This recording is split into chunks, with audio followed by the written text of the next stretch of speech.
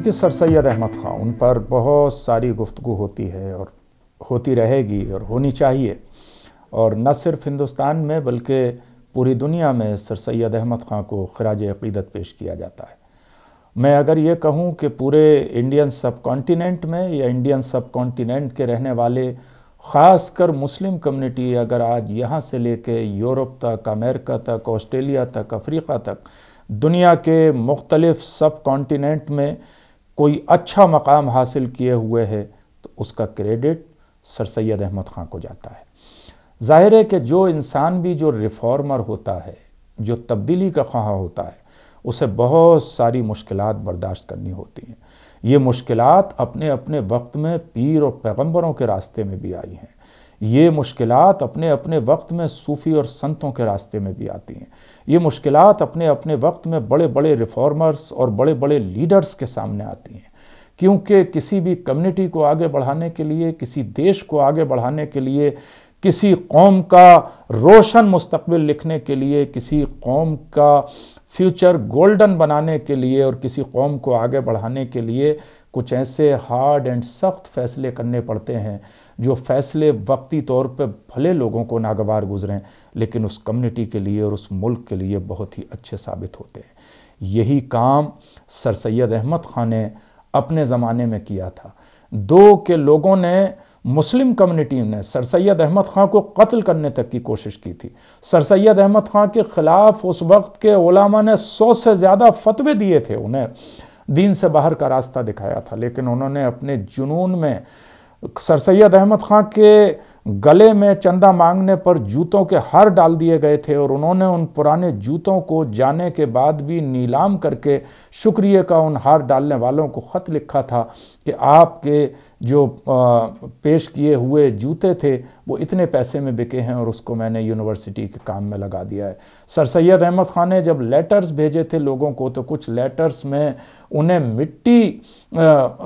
Letters में जवाब में भेजी गई थी। सर सैयद अहमद ख़ां ने उनका भी शुक्रिया अदा किया कि जो मिट्टी आपने लेटर में भेजी थी वो मिट्टी यूनिवर्सिटी के भराव के काम आ गई है। लिहाजा हर मुश्किल से मुस्कुराते हुए गुजरने का नाम सर सैयद अहमद ख़ां है। और जब इस विज़न के साथ कोई शख्सियत चलती है तो वो शख्सियत किसी एक कौम को ही आगे नहीं बढ़ाती बल्कि पूरी तारीख़ को आगे बढ़ाती है, पूरी कम्युनिटी को आगे बढ़ाती है,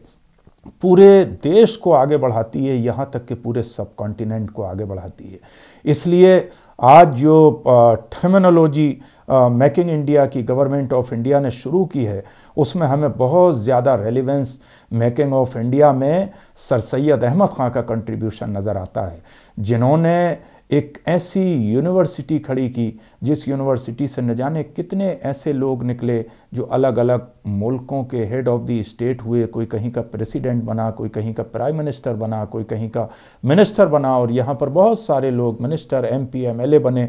उन लोगों ने बड़ी बड़ी यूनिवर्सिटीज़ बनाई, यानी जवाहरलाल नेहरू यूनिवर्सिटी का मॉडल तैयार करने वाले भी अलीगढ़ मुस्लिम यूनिवर्सिटी के ही पढ़े हुए थे, प्रोफेसर हबीब और प्रोफेसर मुनिस रज़ा साहब। अगर हकीम अब्दुल हमीद साहब ने जामिया हमदर्द का क़याम किया तो वो भी अलीगढ़ यूनिवर्सिटी के वाइस चांसलर भी रहे थे और वहीं से तालीम याफ्ता थे। इसी तरह से अगर रामपुर में मोहम्मद अली जौहर यूनिवर्सिटी बनाई गई तो उसके फाउंडर भी आज़म खान साहब उसी अलीगढ़ यूनिवर्सिटी से आए थे। मौलाना मोहम्मद अली जौहर ने गांधी जी और डॉक्टर मुख्तार अहमद अंसारी साहब के साथ मिलकर अगर जामिया मिल्लिया इस्लामिया का फाउंडेशन रखा और डॉक्टर ज़ाकिर हुसैन साहब ने, तो वो लोग भी अलीगढ़ मुस्लिम यूनिवर्सिटी से ही तालीम हासिल करने के लिए आए थे और उसी मोमेंट से इंस्पायर्ड थे। तो अलीगढ़ यूनिवर्सिटी अपने आप में सिर्फ एक इंस्टीट्यूशन, एक इदारा ही नहीं थी बल्कि एक छोटा सा ख्वाब, जो एक ख्वाब देखा था सर सैयद अहमद ख़ां ने, उनका ख्वाब डे बाय डे इतना बड़ा हो गया। पहले उन्होंने एक कॉलेज की बुनियाद रखी और फिर वो कॉलेज यूनिवर्सिटी में तब्दील हो गया और रेजिडेंशियल इतनी बड़ी यूनिवर्सिटी है आज भी। लिहाजा जब तक अलीगढ़ मुस्लिम यूनिवर्सिटी रहेगी और जब तक मुस्लिम यूनिवर्सिटी के प्रोडक्ट्स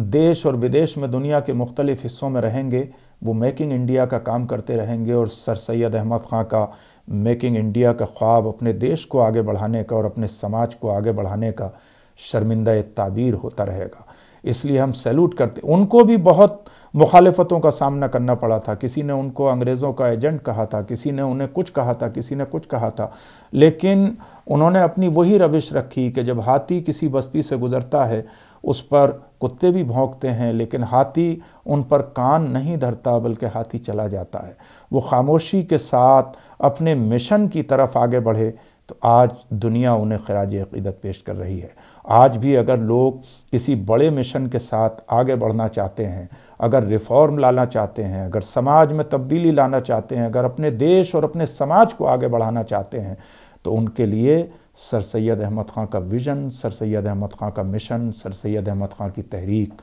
उनके लिए रोल मॉडल हो सकती है।